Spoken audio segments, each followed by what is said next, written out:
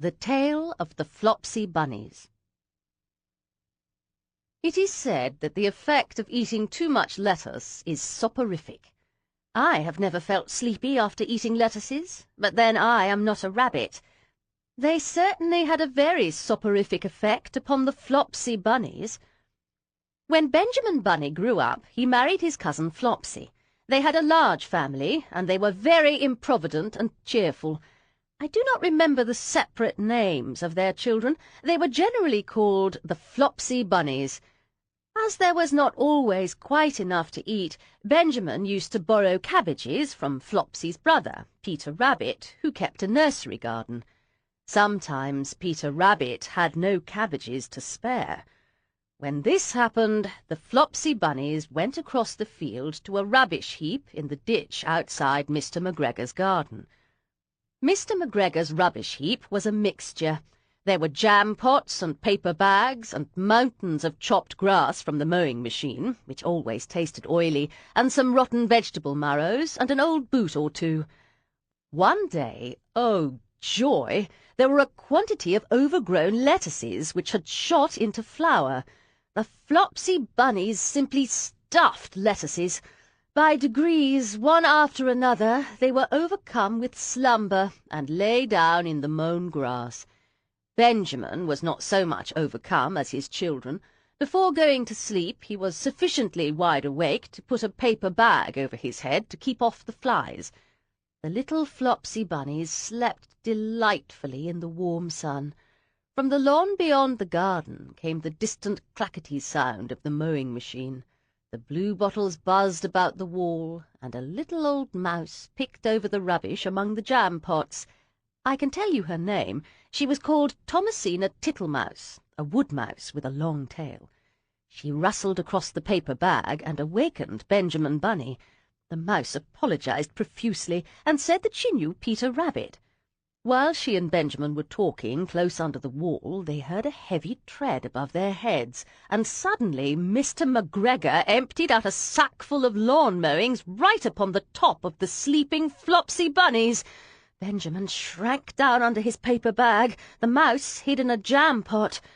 The little rabbits smiled sweetly in their sleep under the shower of grass. They did not awake because the lettuces had been so soporific.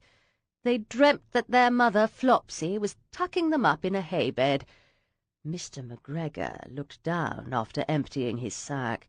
He saw some funny little brown tips of ears sticking up through the lawn mowings. He stared at them for some time. Presently a fly settled on one of them, and it moved. Mr. McGregor climbed down onto the rubbish heap. 1, 2, 3, 4, 5, 6 little rabbits, said he as he dropped them into his sack. The Flopsy Bunnies dreamt that their mother was turning them over in bed. They stirred a little in their sleep, but still they did not wake up. Mr. McGregor tied up the sack and left it on the wall. He went to put away the mowing machine. While he was gone, Mrs. Flopsy Bunny, who had remained at home, came across the field. She looked suspiciously at the sack and wondered where everybody was. Then the mouse came out of her jam pot, and Benjamin took the paper bag off his head, and they told the doleful tale. Benjamin and Flopsy were in despair. They could not undo the string. But Mrs. Tittlemaus was a resourceful person. She nibbled a hole in the bottom corner of the sack. The little rabbits were pulled out and pinched to wake them.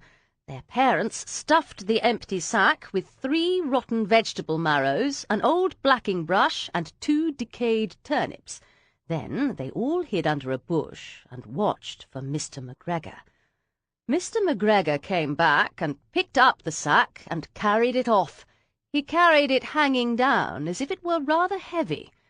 The Flopsy Bunnies followed at a safe distance. They watched him go into his house, and then they crept up to the window to listen. Mr. McGregor threw down the sack on the stone floor in a way that would have been extremely painful to the Flopsy Bunnies if they had happened to have been inside it. They could hear him drag his chair on the flags and chuckle. 1, 2, 3, 4, 5, 6 little rabbits, said Mr. McGregor. What's that? What have they been spoiling now? Inquired Mrs. McGregor. 1, 2, 3, 4, 5, 6 little fat rabbits, repeated Mr. McGregor, counting on his fingers. 1, 2, 3. Don't you be silly. What do you mean, you silly old man? In the sack. 1, 2, 3, 4, 5, 6, replied Mr. McGregor. The youngest Flopsy Bunny got upon the window-sill.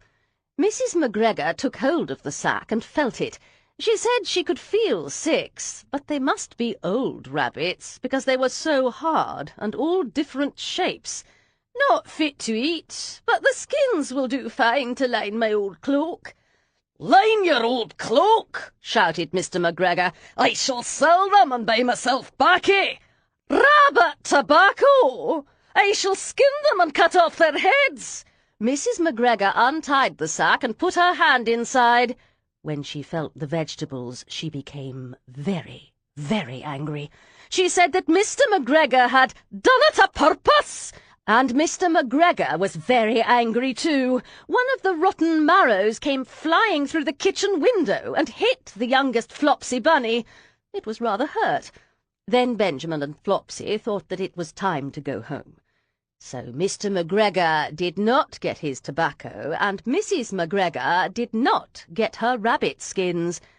But next Christmas, Thomasina Tittlemouse got a present of enough rabbit wool to make herself a cloak and a hood and a handsome muff and a pair of warm mittens.